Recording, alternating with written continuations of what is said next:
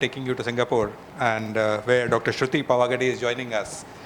Dr. Shruti is, Singapore is a country which is only a city. And in that place, if somebody is trying farming, that is phenomenal. And that is something which Shruti is doing in Singapore, trying urban farming.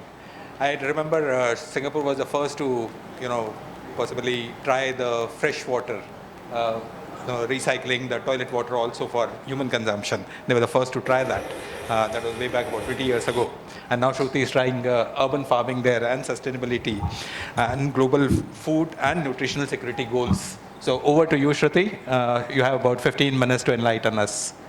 Yeah, thank you. Thank you, firstly, to the organizers for giving me this opportunity, connecting directly from Singapore, breaking all global boundaries. And I also thank for the attention for all this audience here, colleagues and everyone. So if it's okay, can I share my screen now?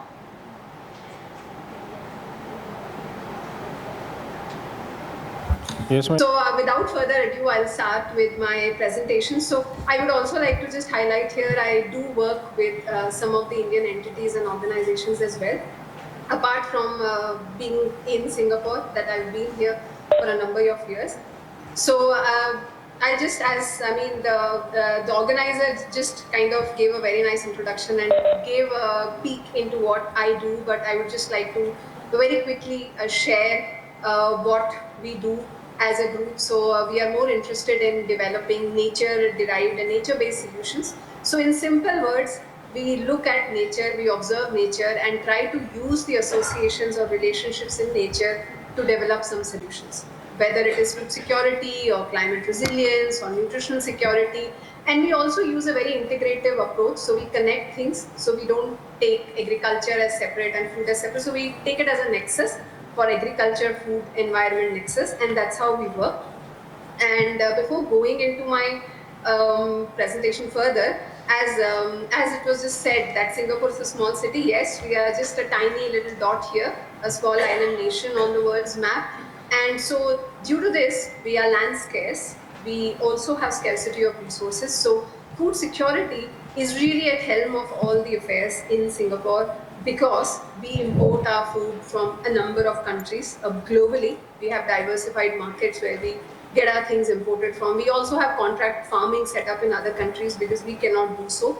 And we do have our own local production as well, mainly on urban farming initiatives, hydroponics and soil-less cultivation. But that's out of scope for this talk, so I've not really added these things in, but just to let you all know and give a context to why do we work on food security. And we also believe we are not food secure unless the entire world is secure. So, you are not safe until everyone is safe. So that pretty much applies here as well. And so that's why the country is highly committed to some of the initiatives in food security and nutrition security globally. And so I'll just like to highlight here food security numbers, or rather I would call it also nutritional security. I'll tell you why I'm calling it like that. So if you look at it, this was a study done in 2020 when they found around 155 million people were food insecure, and most of them came from just the 2 to 3 continents that we are looking at here. I've marked in red box: Africa, Asia, Central America. That includes also a part of India as well, just to give you context. And the problem here is that most of these countries that are experiencing food insecurity are also the countries that experience high population growth, including India. So here's a chart which shows the population growth in numbers. In coming decades, we are going to be growing a lot, growing substantially more. So here we have a double whammy. We have a high population growth, but we already are facing food insecurity, nutritional insecurity.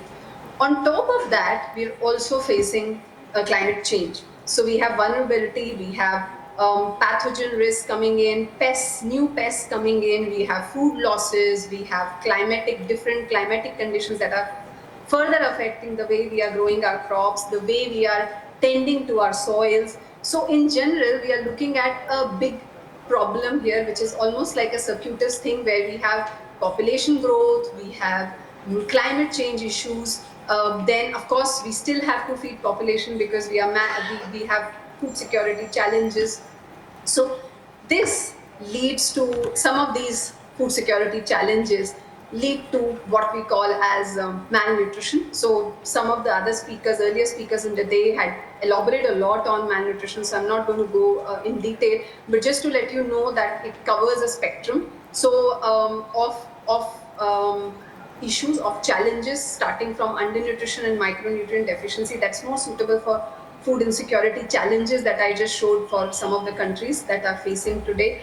And on the other hand, we also have overweight and obesity for those countries and nations where we have a lot of food available, surplus, almost surplus, and that's why it's leading to, and have more eating and change in eating behaviors and lifestyles, which was also covered by the last speaker very well. And in India, all the three are widely seen. So it's not one or either or all, but all three we see it.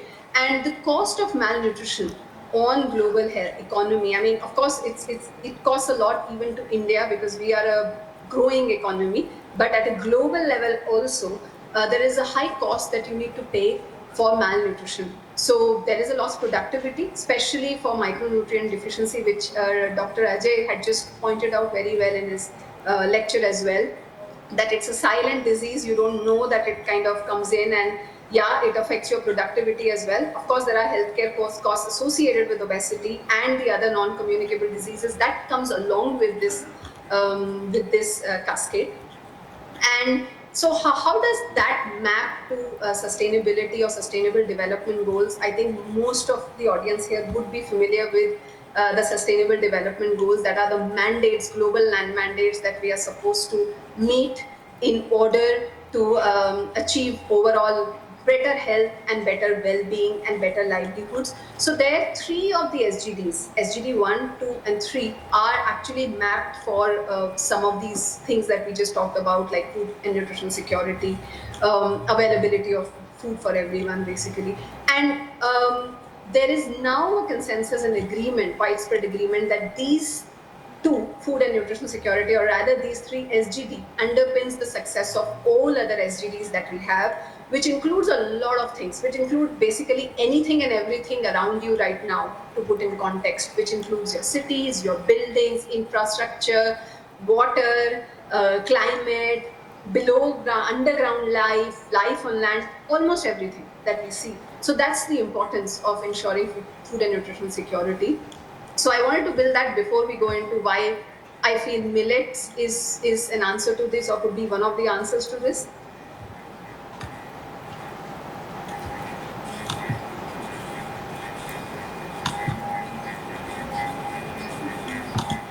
Yeah. So this is just a slide to say that where we are in terms of meeting some of the nutritional targets to achieve the SDGs. So I'll just focus here on anemia because this session is focused on anemia, obesity, and things like that. So you could see this target is this to meet the SDG, but this is where we are currently. So we have a lot of work to do now. And but when you look at the overarching thing, food security doesn't not only seem to be the only issue, because we are growing a lot of food because of the latest advances in biotechnology and plant-based engineering, other automations and whatnot. We are seeing good stocking up, but what is happening is we still are lacking on nutritional security, and that is where I think millets can play a very good role. So coming here, before we go on to the millet on the second part of my talk, I would like to say what is and who should be an ideal candidate for a food for future, because now it's not just the nutritional security and food security that you need to consider, but you also need to consider climate change. As I just mentioned in my previous slide, that there is climate change already happening all around us. Several states in India currently are experiencing heat wave, and that is one of the consequences, real life, that you are observing now. So you need crops that are climate adaptive, climate resilient. At the same time, you also need them to be environment friendly, so they could be grown without giving them more inputs, without tending to them much, without giving more water and spending more resources. They should be sustainable, meaning they should not worsen the soil health or soil quality. I'm sure some of you might be aware of the campaign that's going on currently in India on restoring soil health. So that ties to that we want our soil to be healthy, to be able to give us better nutritious crops. And alongside, it should be nutritionally dense. Whatever you grow, whatever you consume has to be nutritionally dense, and not just as a quantity. You also have to look at its quality to give you to kind of surpass the targets that we have for malnourishment or undernutrition. And more than this, it should also meet some of the modalities or physiological states for people. Like, a lot of people are suffering from, let's say, gluten intolerance. They have celiac disease. They have diabetes. So you need to have foods for future to be able to cater for them, because these problems are going to be increase in the coming decades. Also, it has to be adapted. The future of food. The foods have to be adapted to next generation diets. So looking at vegan diets, plant-based diets. So you need some crops or grains which could adapt and fit to all of these criteria. And that's where I feel we have mighty millets. And that's my presentation. I mean, that's the thought when I was making my presentation, because it meets each and every criteria listed here, apart from ensuring nutritionally dense meals.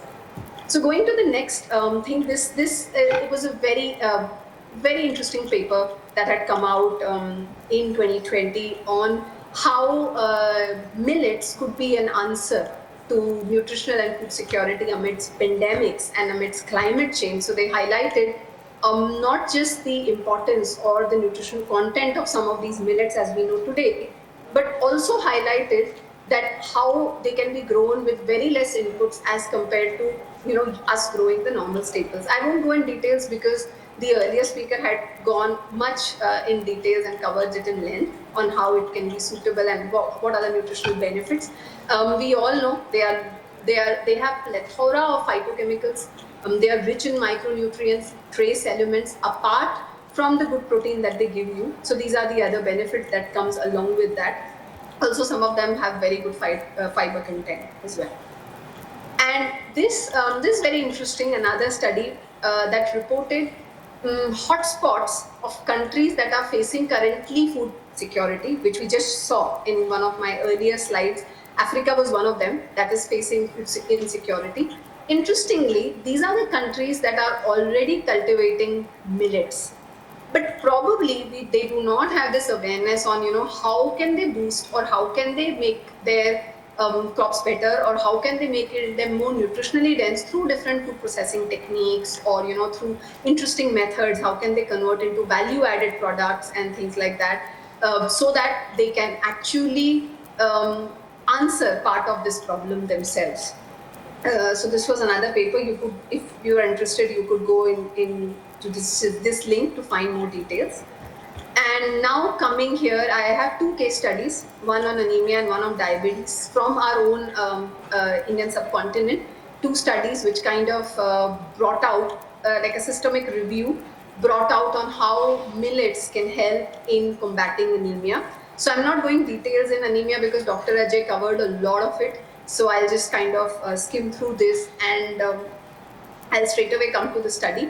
And so the researchers found that, so this was a systemic review where they had searched studies across, and then they identified certain exclusion criteria to include it into their analysis.